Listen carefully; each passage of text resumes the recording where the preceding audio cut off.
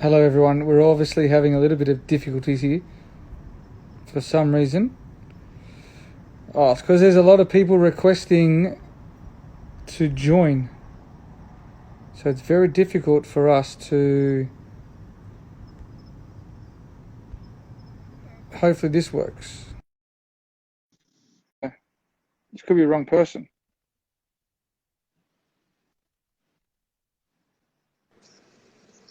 Yes! I thought this might be Finally. someone else. I thought this might be someone else. There's, Oh there's man, so this many people requesting to see what's going on. yeah, this Instagram thing is not a piece of cake for anyone, man. It's just so difficult to uh, get used to that. You should have seen me and Kane Williamson the other day. It was 25 minutes. He's never used Instagram in his life. Yeah, I can imagine. I can imagine. I think Rohit Federer and Rafa Nadal the other day were like an hour trying to work out how they could talk to each other on this. Yeah, It's awesome. What's been happening? yeah, not much, David. Just we're under immense strict lockdown, Yep. so been just home for the past 40, 45 days now. Uh, Yeah.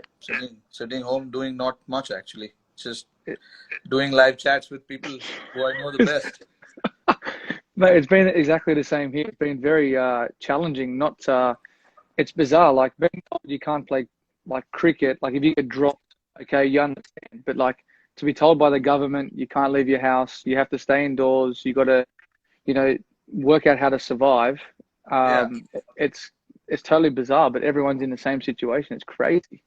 but at least I read in the news today, Australia is easing the lockdown a little bit, where you can go to restaurants, cafes, uh, and you can still go outdoors. Here we can't even go outdoors except buying groceries, which to me is a bit strange right now That's because I have crazy. no idea what to buy in groceries. No idea. I I have was no I idea. was just reading, and I apologize to all the Indian fans there, but alcohol has got a surcharge now, big time in India, and they're going to deliver to Yes. people's houses. Yeah, you It's saw what crazy. happened the first day when they opened the liquor shops here. Oh, jeez. Went crazy here, man. People were queuing up. There was about 2 kilometers, you know, uh, big queue. People waiting for people to buy alcohol, and they shut it in one day's time because they. I mean, it's crazy because so many people are out on the roads, and there are chances people might get infected because of that. Yeah, no, exactly. And I know people who haven't traveled to India wouldn't understand that some places are a dry state, and you actually have Yeah, to yeah, apply for a certificate to actually drink alcohol. yeah. Absolutely, man. How's the family? Um, Family good? Family good. How's Ritika and Samara?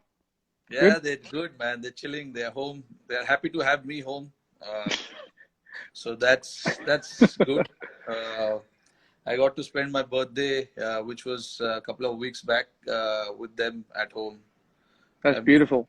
yeah, never been around on my birthday as well with them. So finally got to stay home with them, spend some time with them, which was good.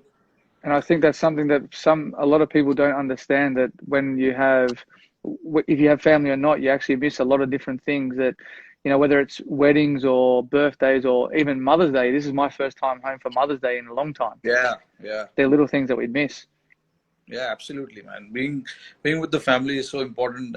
Sometimes it's hard to explain when we are out there playing that family is so important for us because when we grow up in India, it's actually like that. When we grow up, we say cricket is life, Yeah. but there's so much beyond that. Your cricket finishes when you're what 38, 39. I don't know when will you finish, but I'll certainly finish much before that. But so there's actually much more than that. When you get married, when you have family, you realize the importance of that a lot more. When Oh, you're definitely. when you're single, when you're just playing, you don't think about that much. But now being with them, spending so much time with them, I realize how important it is. And they need us more than anything else. They need our support. They need us to be around to make sure that they are comforted as well. I'm sure it's Yeah, the same with you. Yeah, you've got three beautiful daughters, and you've got a beautiful wife, and uh, I'm pretty sure it's so hard for Candice to be without you managing three kids. I know we have only one right now, and I know how difficult it is for Ritika when I'm not around. So I can't even imagine how it is like for Candice. yeah. Look, it obviously has its challenges, but I think the best thing for us is I look at the Ashes for myself coming home. I always had a smile on my face because you got your family there. It was good. Yeah, It's a yeah, yeah, blessing. absolutely. It's a Yeah, blessing. But yeah, it's but beautiful, man. but as we say this time at the moment, we'll be playing over there. We're playing IPL. Yeah, Um, I do have a couple of questions for you though. I'll go back to I think was it 2014. I want you to explain to me as a captain of a franchise, yeah. you lose five in a row. How do you motivate the guys to come back from five in a row and then you turn around and win seven out of the next nine and then you win the whole thing? That was pretty tough. I remember we were going through really tough times. We were facing a lot of pressure from the spectators. You know how people in India, especially Mumbai, they're quite passionate about cricket over here. And then the franchisee as well. Our franchisee owners, they're quite passionate as well about the game. So there was a lot of pressure. I still remember we were in Dubai for the first 5 games, and then we had head back to India. The 5 games in Dubai, we lost all the Yep. games, and then luckily for me, I had Ponting around the team. I'm sure no better person than you to explain that to understand that, because you know what impactful person he is when he's around the group. Uh, Yeah, definitely. I was watching your uh, the series on Amazon, the test, Yep. and he was around with you guys during the World Cup, and I could think back and start imagining how he was. He was pretty much the same. Motivating the youngsters around the guys, just feeling one of us, not the coaching staff. So he was doing the same things, and more Yep. than one uh, good thing that stuck out was about Ponting was he was only going to go and talk to the younger guys. He was not worried so much about the senior players in the squad. He was trying to make sure that all the youngsters in the squad are very well, staying in that mental zone and not worrying about anything else. They Yep. were keep. His idea was to make sure that the youngsters don't drift away so much.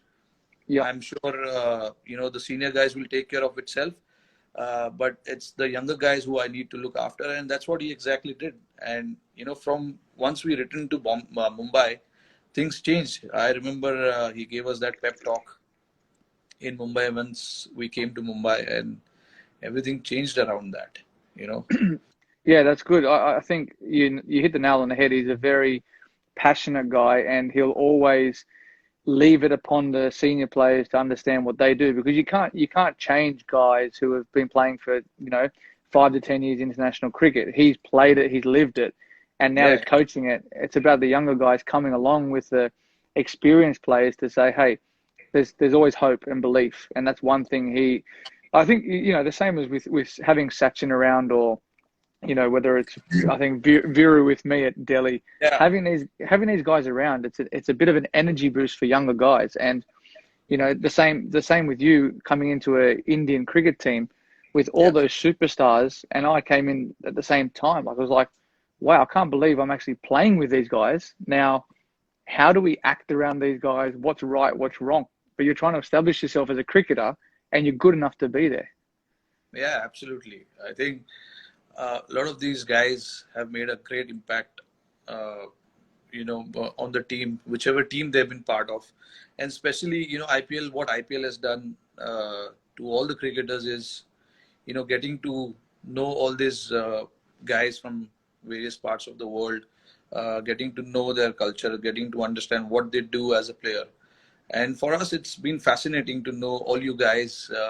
When you're playing for your country, it's a totally different ball game. But when you come here a lot of the guys here get to learn so much from each other. Because they Yeah. watch you guys, and they see you prepare yourself before the game, what you like to do, what you don't like to do, how much time you spend in the gym and things like that. So it's IPL in a way has done wonders to world cricket, not just Indian cricket, but also to many other guys, many other cricketers in the world.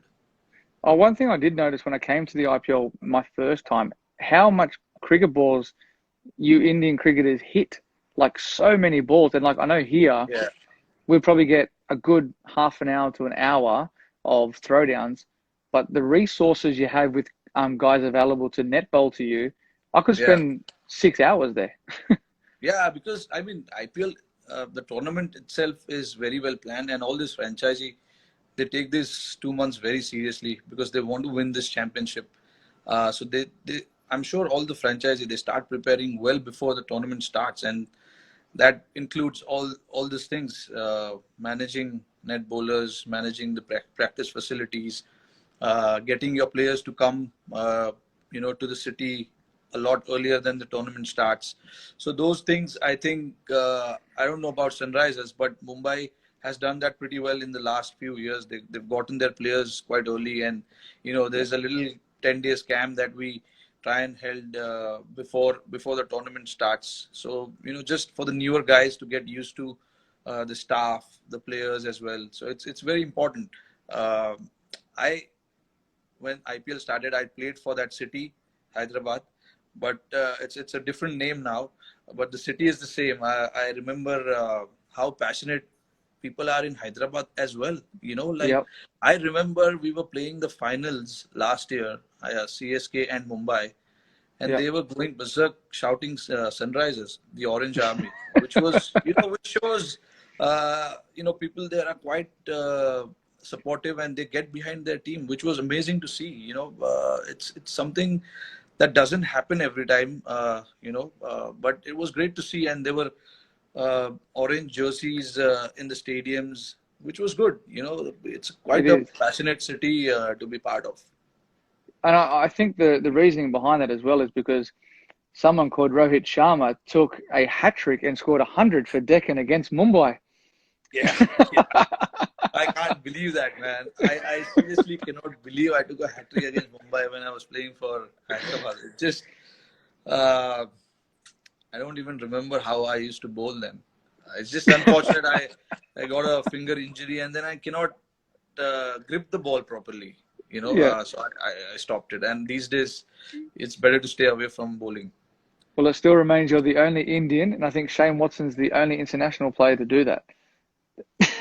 Oh, shit. If I think of it now, it's quite embarrassing, man, that I took a hat trick. Oh, shit. It surprised me when I saw it. I was like, couldn't remember last time you ever bowled. And they're decent batters as well. I remember first one was JP Dumini. Second one was LBW or court? it was caught behind, leg side.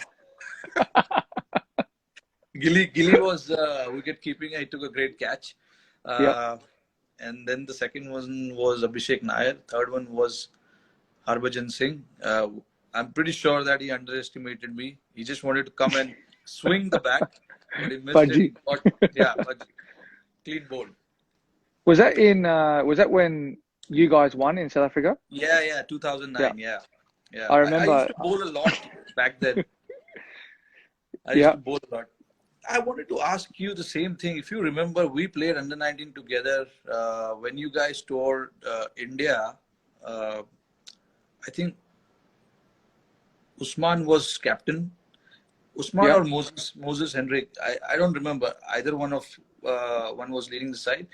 Yeah. And you were a middle order batsman. You used to bat at 6 or 7, if I'm not wrong. Yeah. And you used to bowl a handy leg spinner and Yeah. a gun fielder. That I know. I still remember that. How did that transition happen for you? When you started opening the batting, now dominating all three formats. That's where someone asked me the other day, where's my favorite place to play in India? And I say the most picturesque place is Dharamshala.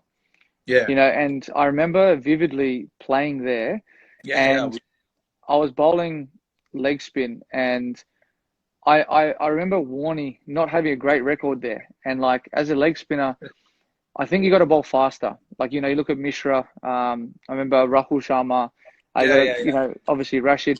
But like, I don't know. It was bizarre. I started at middle order. I was sort of like coming in at the middle, sort of back end of innings. And then like in 2009, Dominic Thornley, who played a handful of games for Australia, he was Yeah, captaining New South Wales, yeah, yeah, and Philip Hughes was opening the batting at the time, and yeah. we were chasing a small total against Tasmania, and then I go in the change room. I just go to take off my clothes, get ready, and then obviously go and watch the boys chase. And he said, "You're opening," and I was like, "Okay, I'll open the batting then." So I went out and opened the batting, and me and Hughesy ended up both getting hundreds. And then I was told the next game I'm opening the batting in a T20 game against Sean Tate, and I was just like, Oh, "No thanks." yeah, Like, you don't know what to think. So like, I just automatically said, "Okay, yes, well I have to. I've got no choice." I end up scoring some runs the next game, and then it flowed on from there. And then like my bowling just didn't really progress. I didn't really put more energy or emphasis into my game. I then all of a yeah, sudden turned into an opening batter, and then all of a sudden I'm walking out at the MCG in front of 90,000 people against South Africa. yeah, yeah. I saw that game. I saw that. I still And then remember that. literally I'm there like you're pinching yourself, going, what's going on here? Like it was so bizarre how it all unfolded from. I think it was 2006. I think we played you guys Yeah, in 2000. India, Yeah, and I I think it and was 2006 or five. yeah, it was one of them, and like it was crazy. Like I was like, man, the ball's spinning so much. How can you ever play here? Like, and then I'm thinking Yeah, nowadays, I'm thinking, all right, if I go back to India, I want to bat in the middle because it spins conventionally. Open the yeah, batting yeah. with a new ball, man. Yeah. You never know Batting which one is turning, which one is coming in. it's crazy. Like it's so second innings, I find like so tough because obviously Ash has got good control where he goes over the ball, but as a batsman, people don't realize you can't see that far down the wicket where he's actually, if he's going like this or if he's going like that. Yeah. It's very difficult. And with the new ball and it's skidding on, that's why I bet you would have hated facing Haranga Harath. You Yeah, I could mean, never. that's people, that's when, all these coaches, when they come and say, please watch his hand, please watch his hand. It's not so easy to watch his hand. It literally happens in 1 second. Yeah, The bowler releases the ball literally within a second. And it's very hard to judge, where, and these days the bowlers are very smart. yeah, They don't try and release the ball through the seam, like except the test matches where all the conventional spinners they bowl with the seam, but in limited overs, they don't.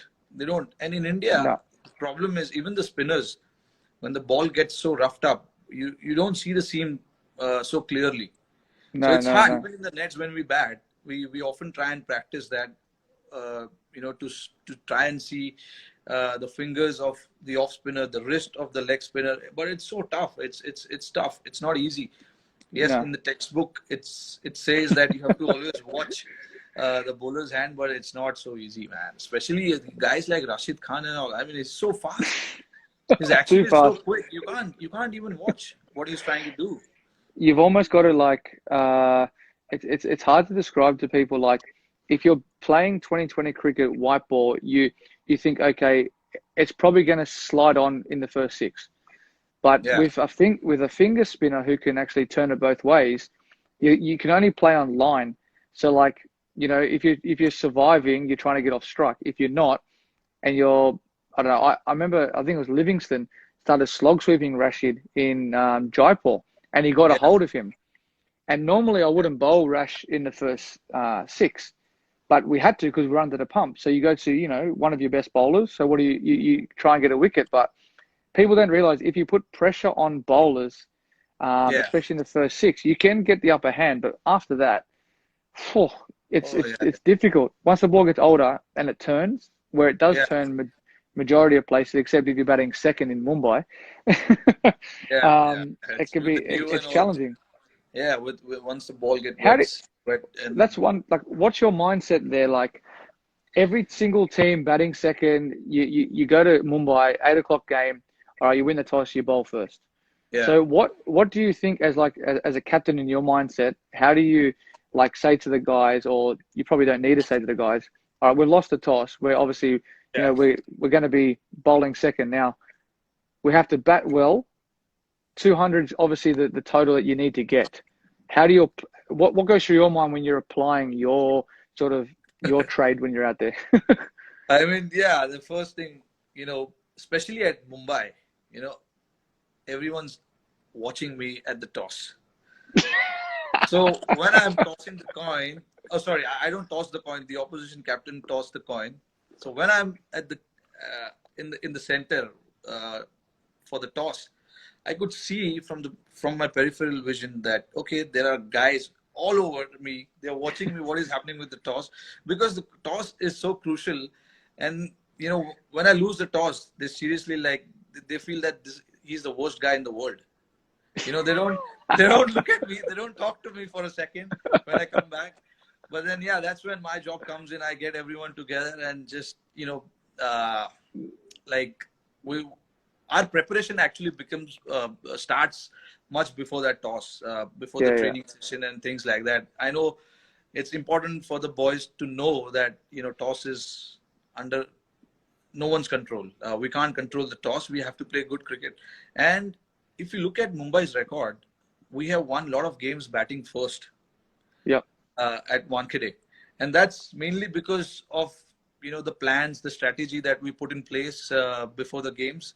yeah, And all the credit has to go to the coaching staff from whether it was, Ponting, Bond, and all these guys. They put in a lot of effort. Now Mahela is working with us. So these guys have put in a lot of effort to make sure that we get our plans right. Once we yeah, have the plans in place, and in spite of that, you lose a game, it's fine. I mean, it happened to us when Chennai beat us last year, I think it was. Last year or year before last, sorry.